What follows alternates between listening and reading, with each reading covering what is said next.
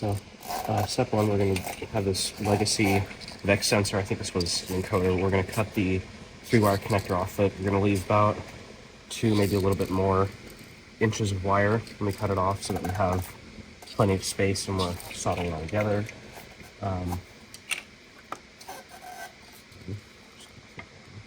About the same length.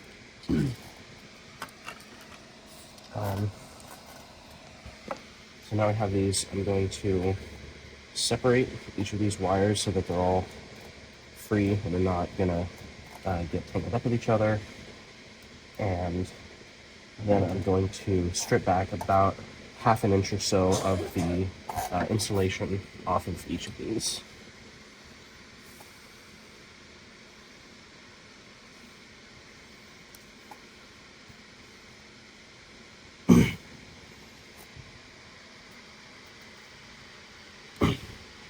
You want to make sure you just have plenty of room to twist the wires together and to solder them later on so that the connections don't get too loose or interfere with each other or anything like that.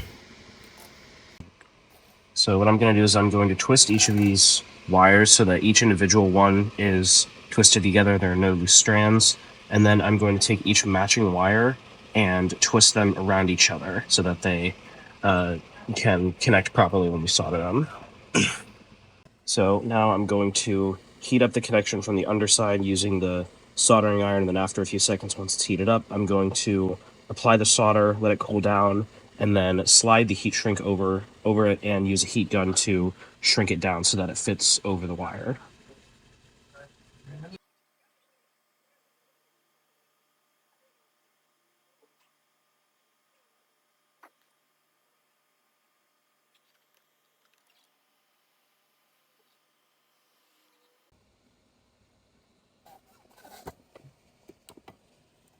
And then now you're just going to repeat these steps for the other 2 wires.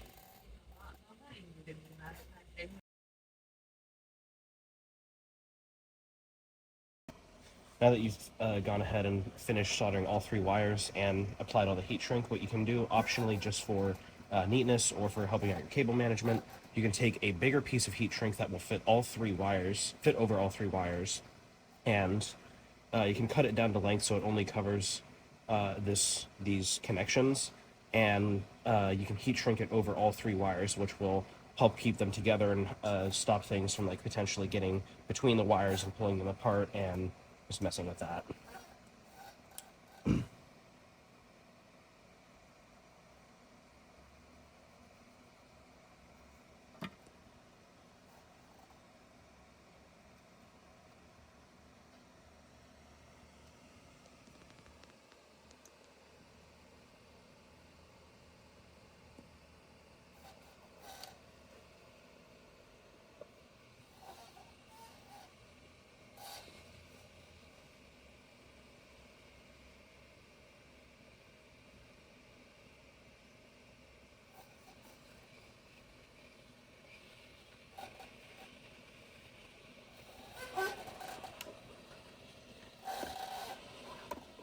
And now the connector is complete. You have a male-to-male adapter for 3-wire connections for your robot.